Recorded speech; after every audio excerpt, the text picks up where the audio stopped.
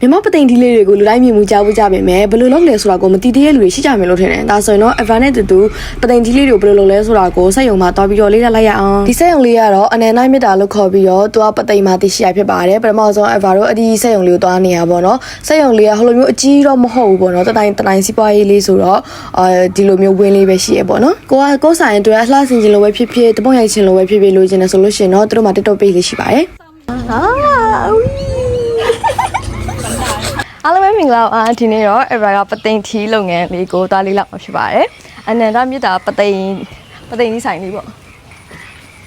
ပသိမ်ထီလုပ်လို့ရှိရင် step တွေအများကြီးရှိပြီးတော့တေချာလေးတော့အချိန်ပေးပြီးလုပ်ရတယ်ပေါ့နော်အဲ့ဒါတော့ Ever ဘယ် step တွေရှိလဲဆိုတာကိုဒီနေ့တူကြည့်ရအောင်ပထမအဆုံး step ကရုပ်စာလေးဒါလေးဘယ်လိုခေါ်လဲJason ရိုက်တာဒါလေး Jason ရိုက်တာလို့ခေါ်ပါတယ်ဒါ Jack ခလုတ်လေးအဲ့လိုလေးလောက်ရတယ်ထီပိတ်တဲ့ဟိုခလုတ်လေးပေါ့နော်ထီအဖွင့်ပိတ်ခလုတ်လေးဒီဥစ္စာချက်ရိုက်တာလို့ခေါ်ရတယ်အဲ့ဒါလည်းပထမဆုံးကြားဘူးကန်ဒုတိယအဆင့်ဖြစ်ပါတယ်ဒါလေးကဘာလို့ခေါ်လဲဒါတီးရဟုတ်တယ်နော်ထီလုံးတီးရထီလုံးတီးရကြားဘူးကြလားမသိဘူးဒါဒီလိုမျိုးခြီလေးတွေနဲ့ခြီပြီးစားရတဲ့သဘောမျိုးကွယ်ဒီမှာလာကြည့်ပါမနဲ့နာမည်ကျိုးလေးနဲ့ခြီနဲ့ခြီလုံးဖြစ်ဖို့ဒီခြီလေးနဲ့အားလေးနဲ့တွေ့ပြီးတော့ခေါင်းနဲ့အမနဲ့ကိုခရိုင်နဲ့တွေ့တယ်ခရိုင်နဲ့တွေ့တဲ့သဘောမျိုးဟိုဘက်ထားလိုက်ဒီဘက်တတိယအဆင့်ကဟိုဘက်ဖြစ်ပါရဲ့အလေးပဲဟိုမှာကြည့်တခါရပြီးပါအပီးစီကလောပီနဲ့အမှုံကိုလှုပ်ထားတဲ့ကောဥကက်ပြီးပါလားကောကပ်ပြီးသွားဒါကပ်ပြီးဩမတွေ့ရတော့ဘူးလို့ဒါလေးကတော့ထိကက်အမိုးကက်တာပေါ့ဖြစ်ပါတယ်ထိကက်တာဖြစ်ပါတယ်ဒါဆိုရင် around ဆင်သွားကြမယ်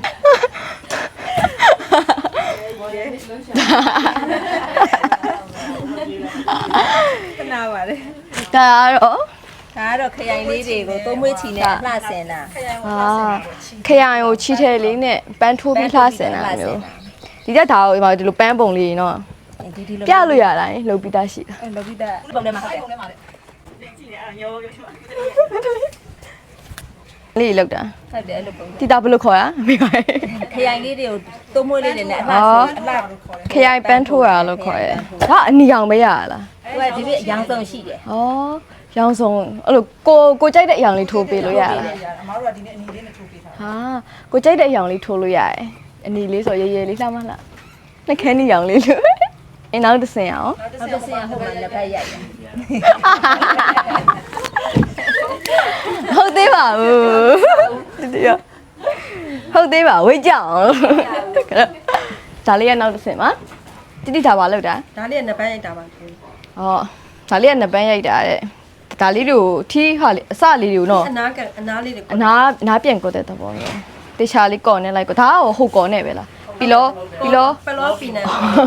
ပလောပီနန်ကော်မုံနေပဲအဲ့ကတ်ထားတော့ရဩဟုတ်တယ်အဲ့လိုကြကောင်းနေနော်ဟိုလိုနိုင်ငံခြားကော်တွေကဟိုလက်မှာဟောဖုန်ကြီးထီးပဲဖုန်ကြီးထီးမှာတော့မဟုတ်နိုင်လို့လေအခု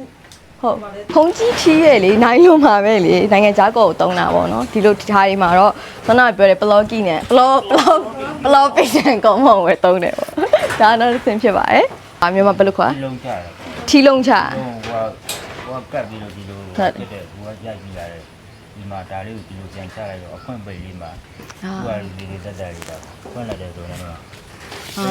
ချစ်စရာလေးပြောပါအကြောင်းလေးကြာပါကိုလေးဆွတ်လိုက်ရုံဟုတ်ဘယ်လိုချာ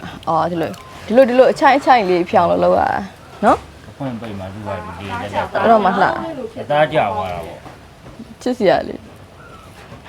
ဒီလိုဖောင်းလုံးလေးဖြစ်အောင်လို့ဖွင့်ပိတ်ဝင်ဒီတိုင်းဆိုရင်ဖွင့်လို့ပေးလို့အသားကြီးထွက်အသားကြီးဒါပေမဲ့ခုမှမြင်ဘူးလားဆိုတော့လှဟိုကထီလုံးချတယ်လို့ခေါ်တာပေါ့ထီလုံးချချစ်စရာကျင်းနဲ့ရိုက်လို့ရလုံးရဒါလေးကတော့ပကြီးချဲတာအကုန်လုံးကလက်နဲ့ပဲချဲတာပေါ့နော်ပုံတွေအကုန်လုံးတခြားရှိတဲ့လူပုံတွေကအစအကုန်လုံးဒီလိုလက်နဲ့ပဲချဲတာဒါတော့ကာလာလေးဒီဘက်ပုံထဲမှာအနီလေးရှိတယ်အနီလေးရှိတယ် ကိုကြိုက်တဲ့ကာလာတောင်းလို့ရလားဟုတ်လားရေစင်းနဲ့ပကြီးဆွဲတာအောင်မှာပေါ့နော်ကိုကြိုက်တဲ့အယောင်လေးရှိလို့ရှိရင်လည်းတောင်းဆိုလို့ရရဲပေါ့နော်ဘယ်လိုရောင်လေးလိုချင်ပါတယ်ဆိုပြီးတိုင်ပင်လို့ရပါတယ်အကုန်လုံးလှရလူပုံလေးဆွဲထားလို့ရှိရင်လည်းတော်တော်လေးတက်ဖွယ်နေပေါ့နော်ရောက်ပါပြီ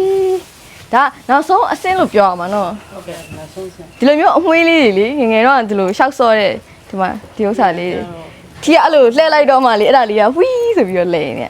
အဲ့ဒါတအားကြိတ်တယ်ပိတ်စာကိုဘွားလေးတွေအမွှေးလေးထုတ်ရတယ်ထုတ်ပြီးတော့မှတီးတဲ့ဆွဲထုတ်ရအစားထုတ်ရနော်အစားထုတ်ပြီးတော့မှဒီဟာမျိုးလေးဒီရွယ်လေးရောက်ညက်ပြီးတော့မှဘွားလေးဖြစ်အောင်ပတ်တာပေါ့နော်ဒီပိတ်စာကိုပဲပြန်ပြီးတော့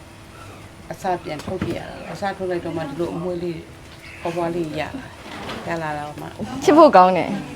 အကြားလေးတွေလိုချင်လို့ရှိရင်ကြားပတ်ပေးတယ်လေဟောကြားပတ်ပေးတော်တော်လေးလာချစ်စရာလေးဒါဆိုရင်တော့about ထီလောက်တဲ့လုပ်ငန်းအသေးစိတ်ကပေါ့နော်ပြီးသွားပါပြီတခြား step တွေတော့ကြံသေးရဲ့ဟာသူနဲ့ထူတာသူနဲ့ထူတာတော့ဘာလို့တခြားဟာတွေကြံသေးရပါဘောနော်ဒါပေမဲ့ရာတီဦးတို့ကလည်းအရင်မตายရဆိုတော့အဲ့တော့ဒီ step လေးပဲပြပေးထားပါတယ်အားလုံးပဲကြိုက်နေတတ်မယ်လို့မျှော်လင့်ပါတယ်အဲ့တော့အကြိုက်ဆုံးထီလို့ရွေးရအောင်မိနိုင်ငံခြားသားတွေအကြိုက်မင်္ဂလာပါဆိုပြီးတော့မြန်မာနာမည်နဲ့ပေါ့ကွယ်လက်ဆောင်ပေးခြင်းရဒါလေးကကနုတ်ပန်းလေးတွေနဲ့အေးညီနေပြီဒါကကနုတ်ပန်းလေးနဲ့ဒါအစိမ်းရောင်လေးအဖြူလေးကလည်းမြန်မာ dress တွေနဲ့လည်းလိုက်တယ်တော်တော်လေးလှရဲအကဲမြန်မာ dress photo shoot လုပ်ရှင်နေဆိုလို့ရှင်ဒါလေးနဲ့လုပ်လို့ရတယ်ဒါကတော့မြန်မာဝတ်စုံလေးစီမီပွဲတော့ဒါလေးတွေကကြတော့ရှင်ပြူအလှမှာကုန်းတောင်ကိုင်းတွေပန်းတောင်ကိုင်းတွေပေါ့နော်စောင်းလို့ရတဲ့ဒီဇိုင်းလေးပေါ့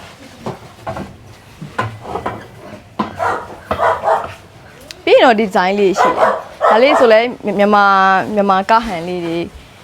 ကလေးလေးဒါဒိုဘတ်ဝိုင်းလို့ခေါ်တာထင်တယ်ဒါဒိုဘတ်ဝိုင်းလေးလည်းရှိတယ်ဒါလေးလည်းရှိတယ်ဒါလေးဆိုလဲမျိုးလုံးလေးကိုအေးနေရပဲစောင်းတွင်းနဲ့လိုက်မှန်ခံစားရတယ်ဒါလေးလည်းရှိတယ်အဲ့ဘက်ဒီဒီဇိုင်းလေးကိုတအားကြိုက်တယ်သူ့ဟာလေးကလေတော်တော်လေးကြော့ရှင်းရှင်းရှိတယ်အဲ့ဘက်ယူကြည့်တဒါချစ်စရာလေးသူ့အဝါလေးကလေအဲ့လိုအခုမိုးထဲမှာဆိုလို့ရှိရင်လေတပုတ်နေပါရိုက်တာရွှေဆိုလို့ရှိရင်ထင်းလေးနဲ့လေခိုင်ခင်းကပုံလေးပေါက်တယ်ကိုကအားလုံးကြားထဲမှာထင်းနေရမျိုးကြိုက်ဒီလိုမျိုးလေးစောင်းဒါလေးကရေစုပ်ခံလိုက်ရင်ရေစုပ်လိုက်ခံတယ်ဆိုတော့အဆင်ပြေတယ်ချစ်စရာလေးကြုံဖျားတော့ပါသွားတဲ့အဆင်ပြေပါတော့အဲ့ဘက်ဒီဒီဇိုင်းလေးကိုကြိုက်တယ်သူဒီဇိုင်းလေးကဒါပေမဲ့တခုရှိတာကာလာ24ပစ္စည်းနဲ့တွေ့ရပါတော့ကဲဒါဆိုရင်တော့ဒီလောက်ပါပဲချိန်နေတိုင်မျှော်လင့်ပါတယ် bye ဒါလေးကတော့ Evero အပေးခဲ့တဲ့ပသိမ်ဒီလေးဖြစ်ပါတယ်ကာလာလေးကချစ်ဖို့ကောင်းတယ်ပထမ Evero ဒီစိမ်းလေးကိုလိုချင်တာဒီစိမ်းလေးကိုပိုကြိုက်တယ်ဒါပေမဲ့ဟိုအဝါလေးကကျတော့အခုမိုးရင်းနဲ့ဆိုရင်လင်းလေးဖြစ်နေမှန်းထင်လို့လေဒါတော့ပဲပေးရှိုးပေးတဲ့အခန်းလေးဖြစ်ပါတယ်တအားကြည့်ကောင်းကြောင်ပြချင်တာ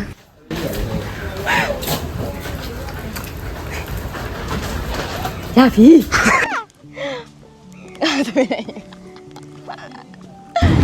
skip အကြီးစားဆက်လို့ချူပေးရကျေးဇူးအများကြီးတင်ပါတယ်အားလုံးမကြိုက်နေတတ်ကြမယ်လို့မျှော်လင့်ပါတယ် bye bye